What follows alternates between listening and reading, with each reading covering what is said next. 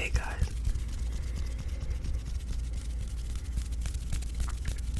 It's been a little bit.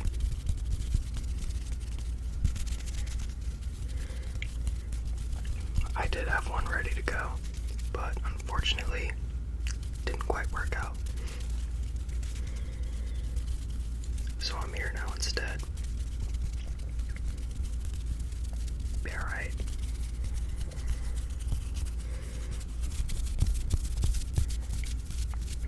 I think I'll tell you guys a story or two, and I'll probably tap on stuff while I do it. Just kind of a hallmark, I guess. I don't know if you can tell, but my glasses look kind of green. I don't know what that's from. I've got green eyes. So yeah, kind of just kick back, relax. We'll get this show on the road.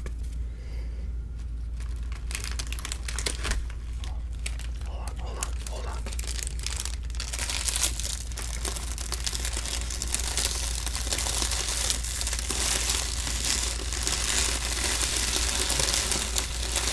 It's just some crinkling.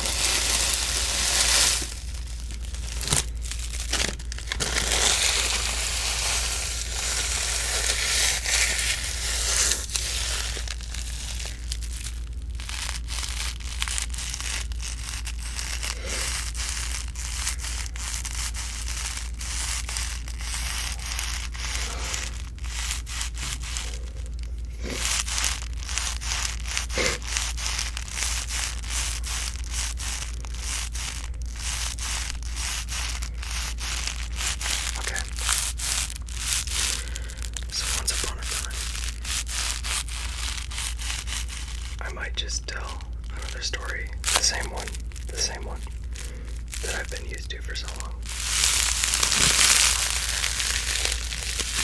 I don't really like that one as much. Maybe I'll just tap on my ibuprofen instead.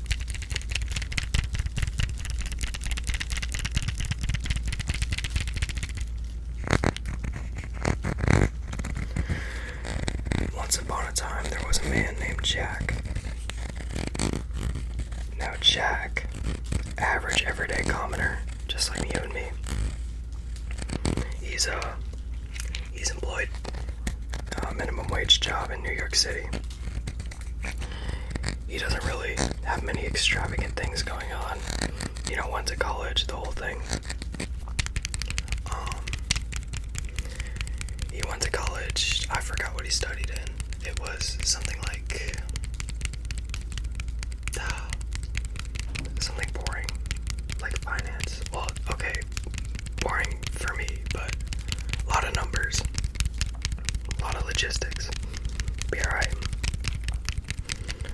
Regardless, he got a job in that field, and so now he commutes every day. Now Jack's really, resourceful and, I don't want to say cheapskate, but he likes to save money. That's his whole thing. He's a pretty safe individual with his finances. So he doesn't have a car because he felt that there'd be no point in New York City. So he bikes to work every day instead. Now, biking to work every day gives you some strong legs. You know what I'm saying? So he's kind of got some wicked strong legs. And because of these wicked strong legs, when he gets an invite to his old college buddy's wedding, a whole state away, he decides that he doesn't want to buy a plane ticket, and that it'd be a really good idea to bike it instead. Which is great because it's what he does. Now, keep in mind, it's a whole state, so it's not going to be the easiest thing to do. But he's decided that it's going to be way cheaper and way better than buying a plane ticket. So that's what he decides to do.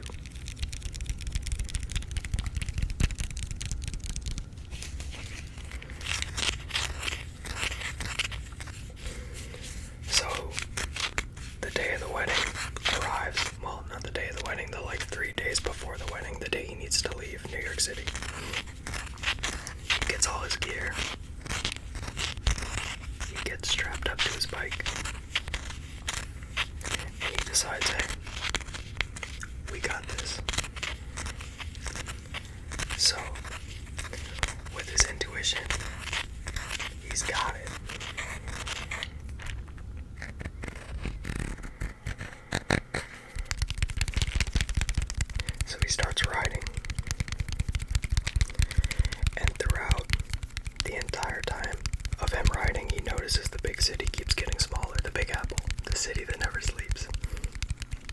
It keeps getting smaller and smaller the further he goes, as something normally does with distance. And he decides it's really not that bad. He's making really good time. He might even be there a day earlier than he expected. But something bad happens to Jack. He hits a twig in the road that he didn't notice. It falls into a ditch. And mind you, we're a decent amount away. So, after his little crash, his little fiasco, his tire's all messed up. It's completely popped. His wheel is bent. He can't really ride on this thing anymore to save his life. So, what does he do? He sets off like a good old pioneer and he starts walking. Now, this walk cannot be easy because he's got a while. It's fences, like wire pole to his right, no houses at all to his left, just fields.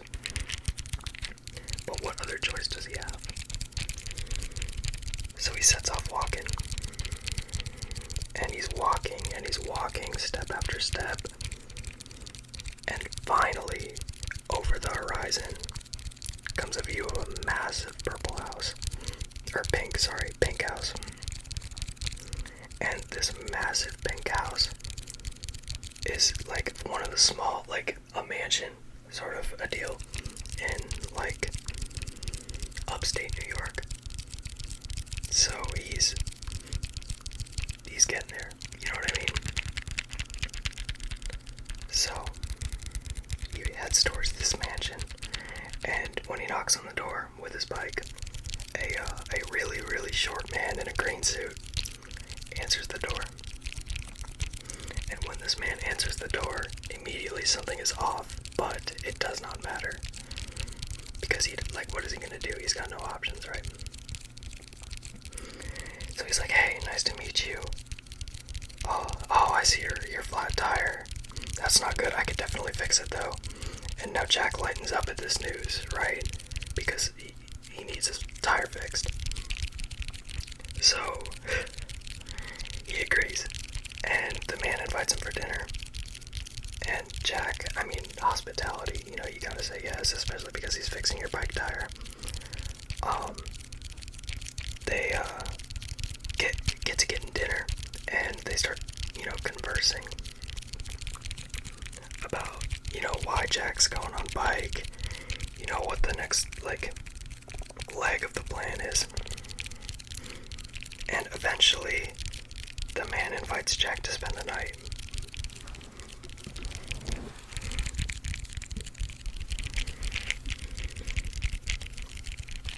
And Jack was making really good time, by the way. So of course, he's a little hesitant, it's a little weird having an all pink house. Everything is pink, by the way. But it's fine. He just takes it. He's like, yeah, you know what, I'll take it. You gotta spend the night, you were making good time. It'd be nice to get some rest anyway, especially with all the extra rooms in this massive house. So, the man decides after dinner to take Jack for a tour of the house. And he notices it's a lot bigger inside than it is on the outside, which is crazy because it was already huge on the outside. But regardless, Jack sees this and he's like, this is a great place. He likes it. Besides the color. Now he's going through the tours of the rooms, and then something catches Jack's eye. A singular blood red door. Everything else in the house is pink. Everything in the house is pink. But there's this one blood red door. Now Jack, human curiosity, what's behind the door? The man drops his silly demeanor, and he goes, never go in there. And he continues the tour. And Jack, rightfully so, decides, you know what? He's right. I won't be opening that door. So finally, the man takes Jack to his room. He sees the nice crib. I'd definitely sleep in it. It's like a master bedroom type thing. And he showers and he's relaxing in bed, and then he decides, like, he needs to know what's behind the door. Like, he's been tossing and turning for a while about it,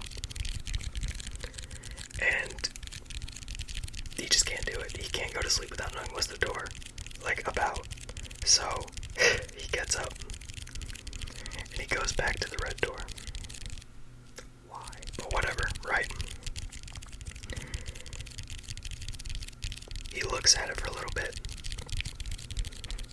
kind of like tries to say no, you know what I mean, like follow the rules of the man of the house, but he can't do it. It's human curiosity. This is nature. So he does that, pulls the handle, door opens. On the inside, it's all torn up. There are cables from the ceiling. There's a little TV showing static. It's a little box TV. It's very old. And there's a little monkey in the corner of the room in a cage. And it's all like gray and dark and scary in this room too.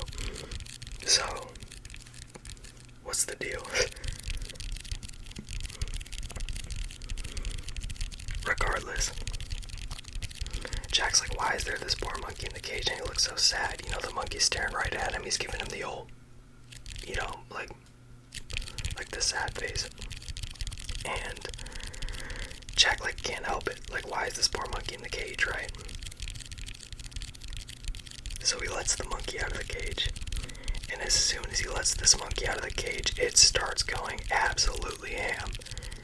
It drop kicks the TV. It's shattered. He's pulling the cables even more. He's not attacking Jack quite yet, but he is absolutely tearing it up. And now Jack is panicked, right? And this monkey's too fast. He can't catch it. He can't put it back in the cage that it came from. So what he decides to do is close the door and start walking away. And now, as he's walking away, he didn't make it probably 6 steps away from the door. The monkey punches the door, who is now noticeably larger than when he was in the cage. He probably doubled in size. But he punches the door and he starts following Jack. Uh-oh. So, Jack, not knowing what else to do, starts to run. Because, like, you did it, live with the consequences, right? No. He starts running. And this monkey is gaining on him now. And it's through all the corridors and all the hallways, passing all the extra doors. But this monkey is really gaining on him. Every time that he looks back, the monkey grows in size. So, you know, uh-oh. But not really much you can do in a situation like that. The monkey keeps growing and Jack keeps running. And finally he takes a wrong turn. And it's a dead end. It's all over. And he's freaking out. He doesn't know what to do. The monkey's probably 6 times the size it was in that tiny cage in the corner of the scary room. But he's huffing and puffing, and once he sees that Jack is in a dead end, he starts slowly walking, as if to rub it in. And he gets right up to Jack. He's breathing really heavily. He's flexing all his muscles. And he pokes Jack in the chest and says, "You're it."